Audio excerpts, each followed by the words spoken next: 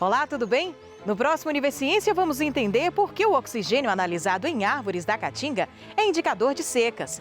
Você já ouviu falar em sistema aquapônico? Conheça esse projeto de criação de peixes ou crustáceos junto com vegetais desenvolvidos pela Universidade Federal do Ceará.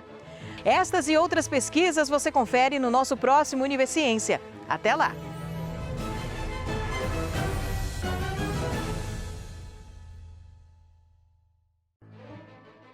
Olá, tudo bem? Está no ar mais um Univerciência, o primeiro programa brasileiro de TV e internet realizado por meio de uma parceria entre TVs e instituições públicas de ensino superior nordestinas. Aqui a gente acompanha a ciência produzida no Nordeste brasileiro. Veja quais as pesquisas científicas vamos conhecer hoje. Oxigênio analisado em árvores da Caatinga pode ser um indicador de secas. Vamos entender a relação entre crustáceos, peixes e vegetais. Você vai conhecer um projeto coordenado pelo Instituto Federal do Maranhão, que incentiva a produção de pequenos psicultores. E ainda, cientistas da Universidade Estadual do Sudoeste da Bahia encaram o desafio de plantar café conilon em altitudes totalmente contrárias à preferência da espécie.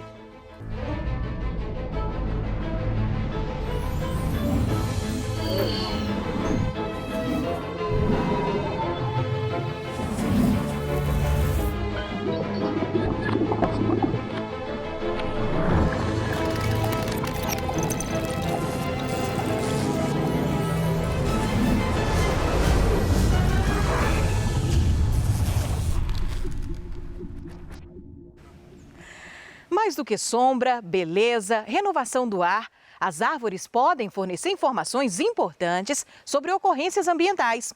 O registro de incêndios florestais, por exemplo, deixam marcas visíveis. É possível também analisar oxigênio e observar o indicativo de seca na Caatinga. Quem faz essas interpretações é a dendroecologia, ciência que extrai informações dos anéis de crescimento no caule das árvores. Os cientistas da Universidade Federal de Sergipe explicam o assunto para a gente.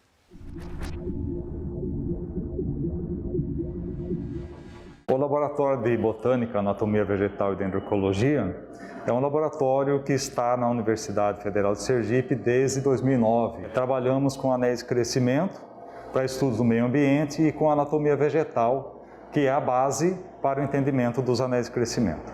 Essa área da ciência, a dendrocronologia, ela permite estudarmos os anéis de crescimento que ocorrem nas árvores, para entender o ambiente, visto que os anéis de crescimento registram as condições em que as árvores crescem no ambiente.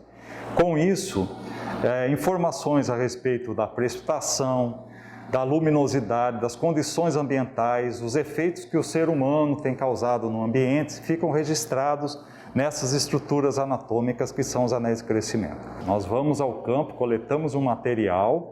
Normalmente é um material pequeno, uma amostra pequena como essa, que permite extrair essas informações. Nós temos que entender o ambiente para poder interpretar aquilo que a planta registrou no seu próprio crescimento. O laboratório também abriga a Xiloteca da UFES, que é uma coleção científica de madeiras.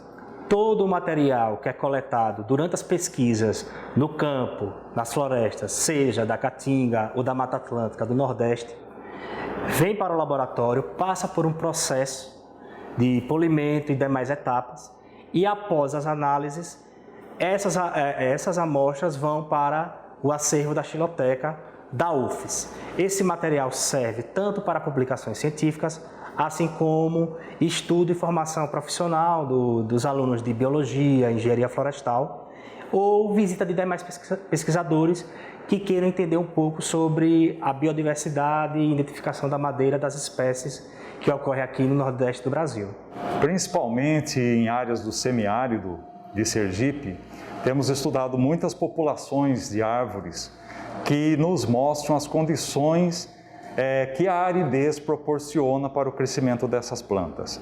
O quanto essa falta de chuva pode influenciar no crescimento destas árvores. Entre as pesquisas que são desenvolvidas aqui no laboratório, uma delas foi realizada em parceria com uma universidade alemã e a UFES, através de uma bolsa de pós-doutorado da CAPES. Nessa pesquisa, nós analisamos uma espécie de cedro, que é a Cedrela odorata, e estudamos os últimos 50 anéis de crescimento das árvores, ou seja, os últimos 50 anos. Utilizamos os isótopos de oxigênio e conseguimos mostrar que a variação dos isótopos de oxigênio que ocorre nos anéis de crescimento são influenciadas não só pelas chuvas, mas também por toda uma condição de umidade que é típica da caatinga. Então, a temperatura do ar, a umidade relativa do ar e também o déficit hídrico do solo influenciam nessa razão isotópica do oxigênio nos anéis de crescimento. E nós conseguimos mostrar, então, que os isótopos de oxigênio das árvores da caatinga, eles servem como indicadores de variações hidrológicas dessa região. Além disso, a nossa pesquisa também mostrou que, a partir da década de 90 e especialmente dos anos 2000, as condições de seca no Nordeste, especialmente na caatinga, aumentaram muito em comparação às décadas anteriores. E isso foi registrado na razão isotópica do oxigênio que está presente na celulose das árvores. Se nós voltarmos ao passado durante décadas, podemos encontrar outros períodos com secas também prolongadas, não tão intensas ou tão prolongadas como essa que passamos recentemente. E no próximo bloco você confere um sistema que mistura o cultivo de peixes e a hidroponia. A gente volta já já.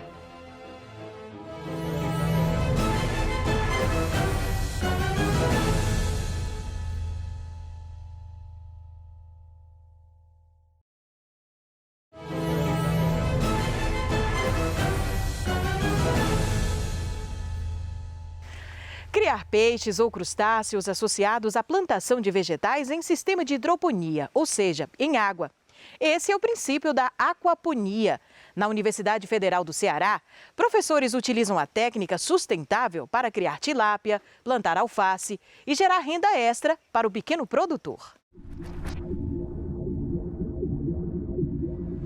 Parece até um buquê de noiva, mas é apenas um pé de alface. O tamanho avantajado tem explicação. Ele é totalmente livre de agrotóxicos e foi cultivado de um jeito diferente. Estamos no Departamento de Engenharia de Pesca da Universidade Federal do Ceará, um lugar onde se estuda muito mais que peixes. A ideia foi da equipe do professor Oscar Pacheco. Eles resolveram apostar num consórcio entre a criação de tilápia e a plantação de alface hidropônico. Essa criação, do alface juntamente com os peixes é chamado de sistema aquapônico, que é a junção da aquicultura, que é a criação de organismos aquáticos, com a hidroponia, que é o cultivo de vegetais sem solo. O que acontece é que a água de descarte da criação das tilápias e dos organismos aquáticos de maneira geral, ela é rica em nutrientes. E essa água rica em nutrientes, quando ela é descartada no meio ambiente, ela causa um tipo de poluição chamada eutrofização. Então o que acontece aqui é que a gente utiliza a água proveniente da criação dos peixes rica em nutrientes para passar pelas alfaces. Então a alface ela não fica totalmente submersa na água, somente as raízes da alface ficam dentro da água, e quando a água da criação dos peixes passa pela raiz das alfaces, ou seja, outra hortaliça qual for, ela absorve os nutrientes da água e se desenvolve. Os pés de alface são plantados em calhas, que ficam sobrepostas aos tanques de cultivo de tilápia. O custo não é alto, com as calhas feitas de canos comuns abertos ao meio. Bombas fazem a água dos peixes circular pelas calhas, levando para os vegetais uma água rica em material orgânico. A Daniela fez desse projeto sua tese de doutorado em engenharia de pesca, uma pesquisa que ela já compartilha com os estudantes da graduação, já que ela também é professora substituta do departamento. Os peixes vão estar no tamanho certo para o consumo em 6 meses e a alface levará no máximo 40 dias para chegar no ponto de colheita. O sistema gera produtos durante o ano inteiro. O que eu posso tirar de mais importante dessa nossa pesquisa com o sistema aquapônico é que é um sistema rentável, onde você pode produzir peixes e hortaliças no mesmo ambiente, trazendo um alimento de qualidade para a população e usando o mínimo de água possível, já que a gente trabalha com um sistema de recirculação. A gente não usa nenhum tipo de agrotóxico, né? Então esse alface ele é produzido livre desses químicos, e também a gente não usa outros tipos de solução, né? Como na hidroponia, usa-se uma solução nutritiva. Aqui a solução nutritiva que a gente usa é a água dos peixes, né? Que é rica em determinados nutrientes, por exemplo, como o nitrogênio e o fósforo. Aluna do 3º semestre e bolsista de iniciação acadêmica, Risete também participa do projeto. Fico muito feliz de uma ideia assim, de sustentabilidade, né? Já que o nosso planeta está passando por essa situação, né? Os recursos alimentares estão, né? A população aumentando, o recurso alimentar diminuindo, e essa é uma ideia renovável, né? Sustentável. Como eu estou no 3º semestre, né? Já iniciei na pandemia. Poder participar de um projeto aqui na estação me ajudou muito na parte prática, né? Entender mais esse lado, não ver só a teoria. A sustentabilidade é um dos destaques nesta pesquisa, já que o sistema é econômico no uso da água. Aqui se utiliza no máximo 10% de toda a água que seria usada num sistema convencional de produção de alface e peixes. Isso porque a água é reutilizada de forma prolongada, sendo reposta apenas por causa da evaporação e das lavagens dos filtros. A solução pode ser uma alternativa rentável para o homem do campo. Para aquele produtor que dispõe de pouca água, né, se a gente conseguir montar realmente um sistema desse de recirculação, com certeza o pequeno produtor vai conseguir tirar o alimento para a família e ainda conseguir ganhar uma renda extra, né?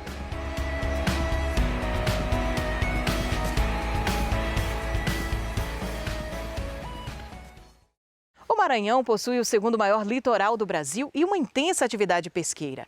Aproveitando esse cenário favorável, um projeto coordenado pelo Instituto Federal do Maranhão tem como objetivo amenizar o impacto da pandemia na produção pesqueira dos pequenos criadores do estado.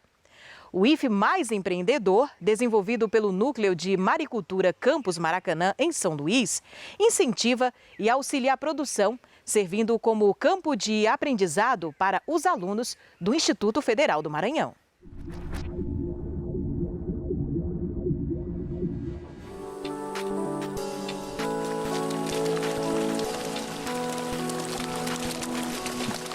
O projeto Avaliação do Impacto da Pandemia em Piscicultura de Pequeno Porte na Zona Costeira Amazônica, especificamente na Ilha do Maranhão, tem como objetivo avaliar quais foram os impactos da pandemia e especificamente em empreendimentos de médio e pequeno porte.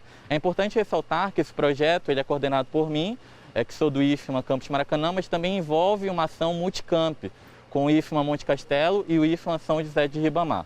Então tem um grupo de professores trabalhando de diferentes áreas para conseguir prestar uma consultoria efetiva a esses empreendedores.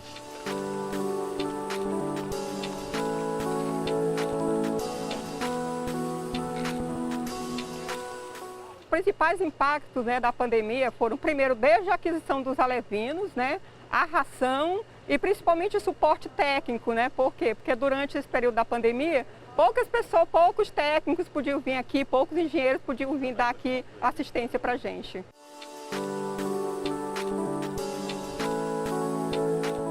Esse projeto ele tenta focar também no ensino, na pesquisa e na extensão. Então eles terem essa vivência com o produtor é muito importante, porque ele consegue entender quais são os riscos da atividade no dia a dia, como o manejo deve ser realizado. Então essa troca entre aluno e produtor é importantíssimo, porque quando ele chegar no mercado de trabalho, ele vai estar mais apto a lidar com as situações do dia a dia de um empreendimento.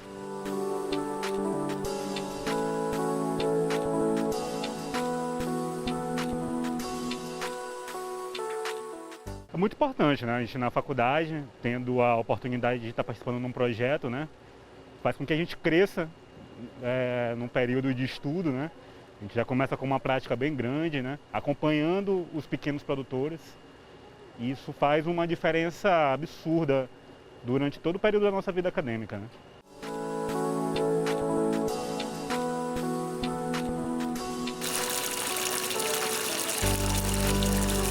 A gente só teve a ganhar com essa parceria, porque a gente como produtor, a gente tem poucas informações a respeito, né? E os alunos, eles vieram a somar, a trazer essas informações para a gente ajudar desde detectar pequenas dificuldades, né, que a gente venha a ter, e eles vieram identificar e a corrigir esses defeitos.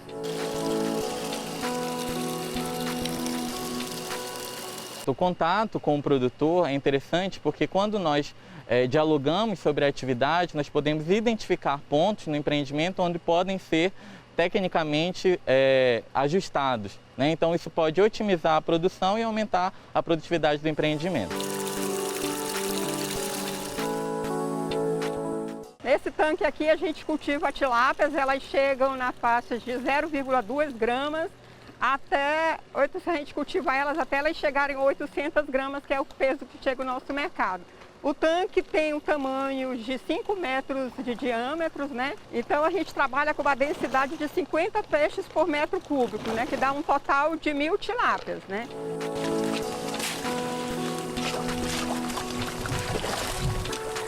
Como a gente está estudando os impactos da pandemia, né? Diretamente nas pisciculturas, o que me deixou mais surpreendido foi a forma do preço dos insumos, né? Isso tem vindo da maioria dos produtores que nós acompanhamos, né? E isso é um complicador.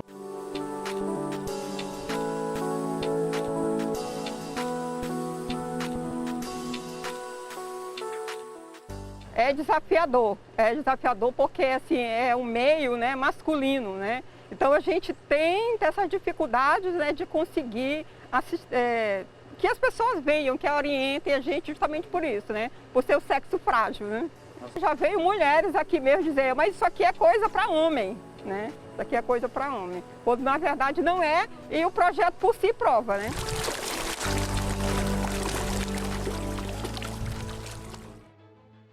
Daqui a pouco, na divisa entre Minas e Bahia, um cafeicultor encarou um desafio junto com pesquisadores da Universidade Estadual do Sudoeste da Bahia. Plantar o café Conilon em uma altitude não apropriada para a espécie. Será que isso deu certo? É o que a gente confere depois do intervalo.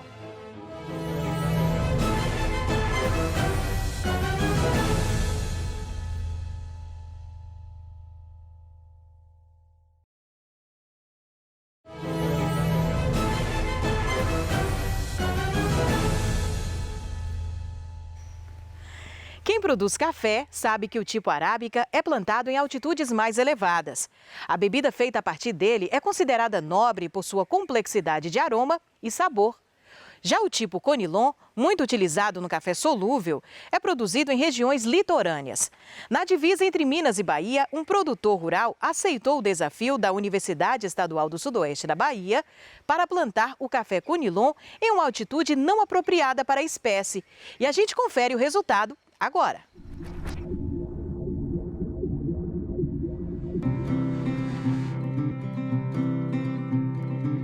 Café arábica, né? Coffee arábica, ele foi encontrado na Etiópia, nas montanhas da Etiópia. Então, ele é adaptado a regiões altas, acima de 700 metros. Entre 600 a 1000 metros, 1000 metros e 100, por exemplo, Chapada Diamantina, 1.300 metros. Colômbia, 2.000 metros. Então, quanto mais elevada a montanha, melhor vai ser para o café arábica.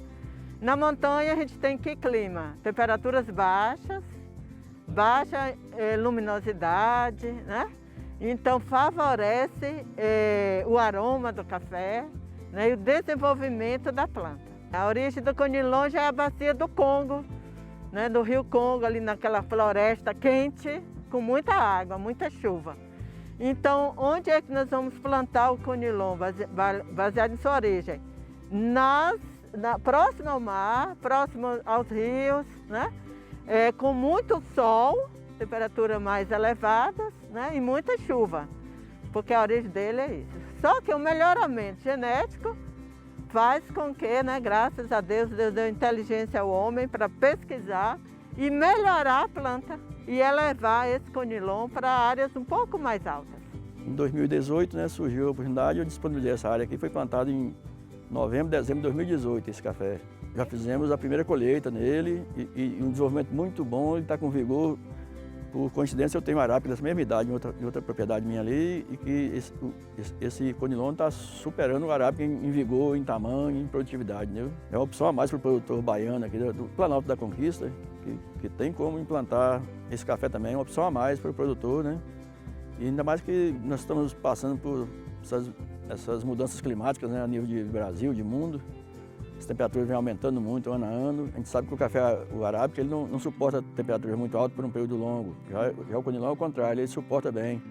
Então, quem sabe, na frente pode ser uma opção muito forte para a região nossa, baiana aqui, né? São aproximadamente 2 campos de futebol, entendeu? Passa um pouquinho de 21 metros quadrados, né?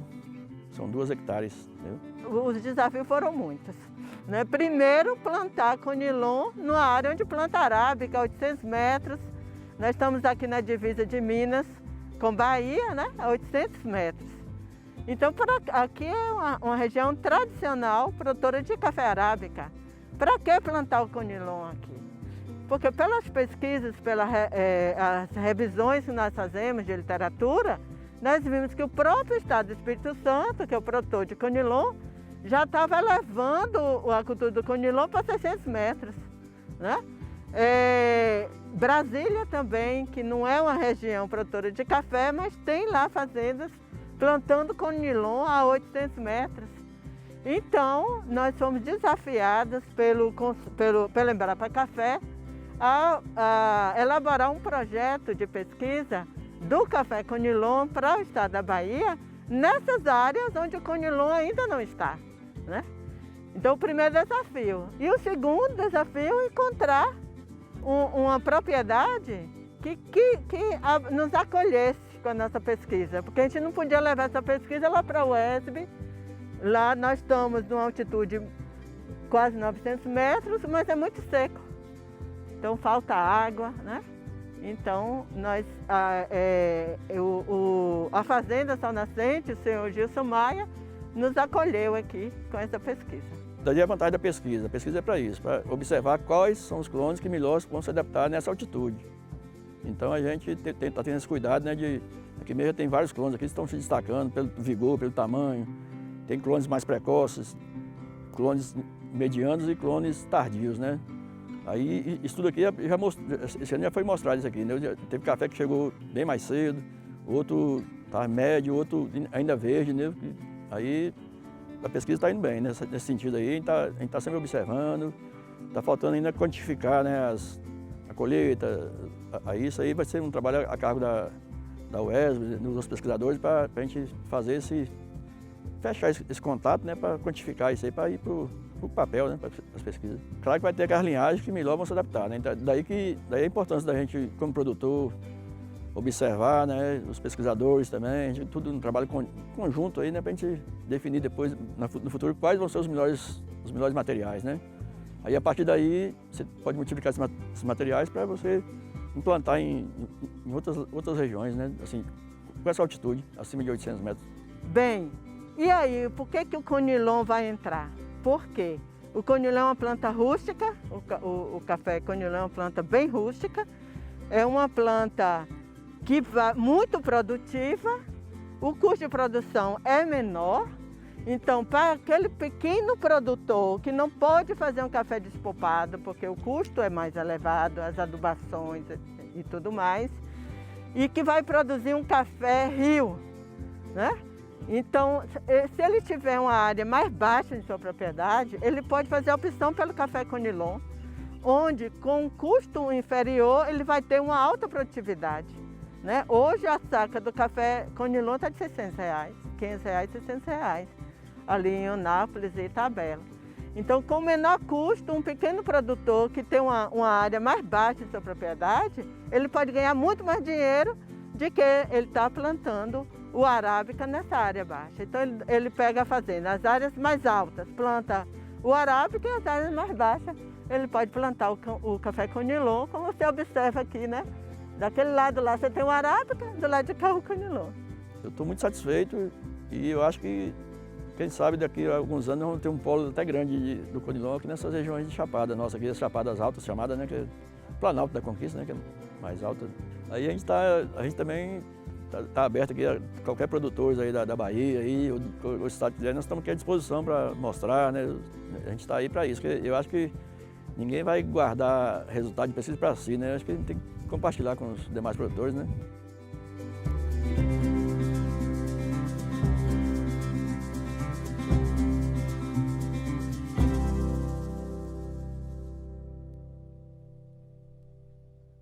E o Universiência de hoje vai ficando por aqui. Na próxima edição, voltamos com mais pesquisas científicas do Nordeste para você. Tchau, tchau e até lá!